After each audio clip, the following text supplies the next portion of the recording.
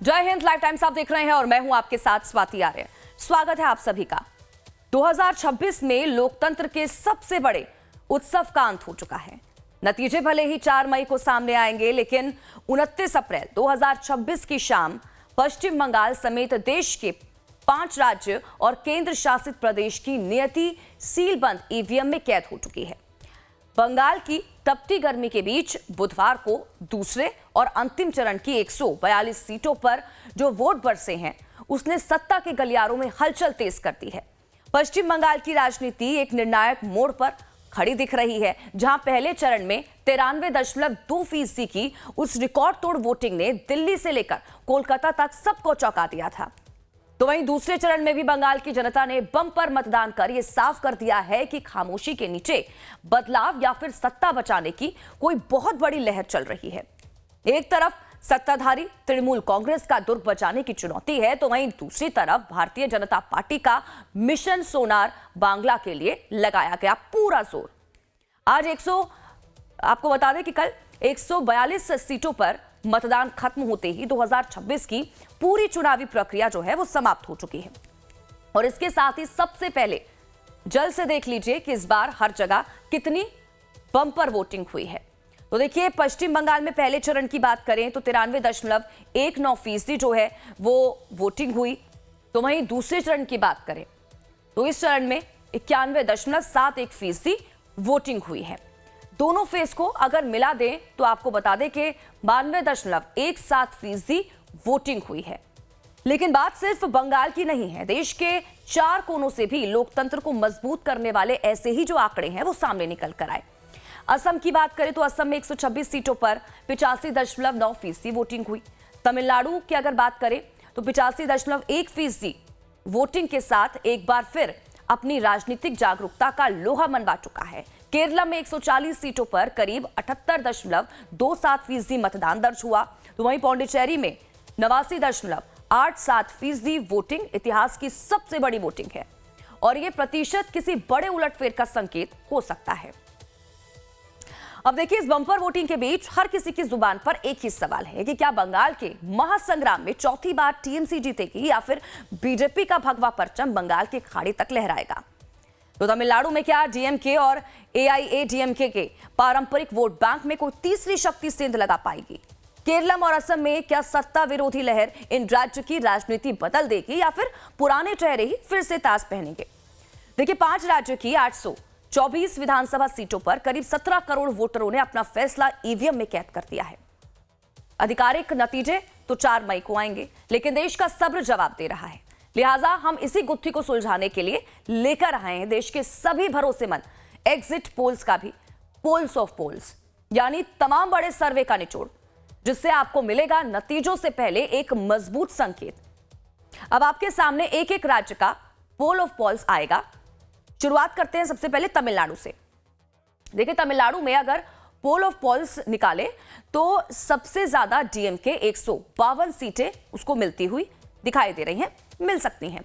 तो वहीं एआईएडीएमके को 64 से 66 सीटें मिलने का अनुमान है। तो सुपरस्टार थलापति विजय की पार्टी टीवीके को 22 सीटें मिल सकती हैं।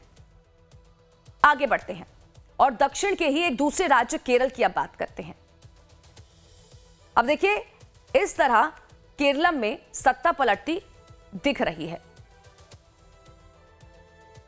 तो देखिए, पोल ऑफ पोल्स के मुताबिक कांग्रेस की अगुवाई वाली यूडीएफ को 140 में से 79 से 80 सीटें मिल सकती हैं।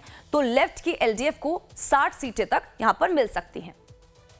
अब आगे बढ़ते हैं और सबसे हाई वोल्टेज राजनीति वाले राज्य पश्चिम बंगाल की बात करते हैं, जहां पोल ऑफ पोल्स टीएमसी के दावे के उलट दिखाई दे रहा है। पश्चिम बंगाल में 5 एजेंसियों के नंबर देखने के बाद अब देखिए पोल ऑफ पोल्स का आंकड़ा, जिसके मुताबिक टीएमसी का नंबर बहुमत से कम दिख रहा है। टीएमसी 132 सीटों पर सिमटती दिख रही है। तो वहीं बीजेपी पहली बार बहुमत के पार 152 सीटें पार करती हुई दिखाई दे रही है। लेकिन ये एग्जिट पोल के अनुमान है, फाइनल नतीजे जो हैं वो 4 मई को ही आएंगे। देखिए, एग्जिट पोल भले ही टीएमसी के लिए निराश करने वाले नंबर दे रहे हैं, लेकिन दीदी अड़ी हुई है कि उनका आंकड़ा 200 के पार होगा। না, আমি এখনো কালেক্ট করতে পারিনি। অনেকগুলো জায়গায় সিআরপিএফ খুবই গন্ডগোল করেছে, আমাদের ছেলেদের খুবই মারধর করেছে। তা সত্ত্বেও আমরা আশাবাদী যে 200 তো আমরা ক্রস করব। সংখ্যাটা কোথায় দাঁড়াবে সেটা মানুষ ঠিক করবে। लेकिन अब देखिए कि दीदी के आत्मविश्वास का आधार क्या है, क्योंकि पश्चिम बंगाल के मामले में 2021 का एग्जिट पोल गलत साबित हो चुका है, जहां पोल ऑफ पोल्स में और फाइनल नतीजे में बड़ा अंतर था। टीएमसी को 61 सीटें कम दी गई थी, जबकि बीजेपी को 49 सीटें जो हैं वो ज्यादा दी गई थी और दीदी की सरकार मजबूती से वापस लौटी थी। लेकिन इस बार क्या होगा, अभी कुछ भी कहना जल्दबाजी लगता है। अब देखिए, आखिर में आपको दिखा देते हैं कि असम के तमाम एग्जिट पोल के आंकड़े एक साथ और उसका पोल ऑफ पोल्स।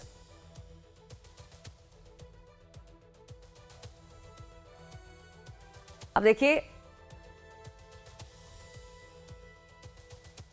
अगर इस बीच पीपल्स पल्स की बात करें तो उनकी तरफ से देखिए, बीजेपी की अगर बात करें यहां पर असम की, तो उसमें 68 से 72 सीटें बीजेपी को मिलती हुई नजर आ रही हैं। कांग्रेस को 22 से 26 सीटें मिल सकती हैं। तो वहीं दूसरी तरफ मेट्राइज की बात करें तो बीजेपी को 85 से 95 सीटें यहां पर मिल सकती हैं। तो वहीं कांग्रेस की बात करें तो 25 से 32। पोल डायरी में भी देखिए, बीजेपी यहां पर ज्यादा सीटें लेती हुई नजर आ रही हैं, 86 से लेकर 101। तो वहीं यहां पर भी कम सीटें कांग्रेस को मिलती हुई नजर आ रही है। इसके अलावा चाणक्य स्ट्रैटेजीज की बात करें तो यहां पर भी देखिए, बीजेपी लीड लेती हुई नजर आ रही है। लेकिन हम लगातार ये बता रहे हैं कि जो असल नतीजे हैं वो 4 मई को ही आएंगे। अब देखिए, इसके मुताबिक वहां सरकार नहीं बदलने जा रही। एग्जिट पोल के अनुमान के मुताबिक वहां बीजेपी को 86 से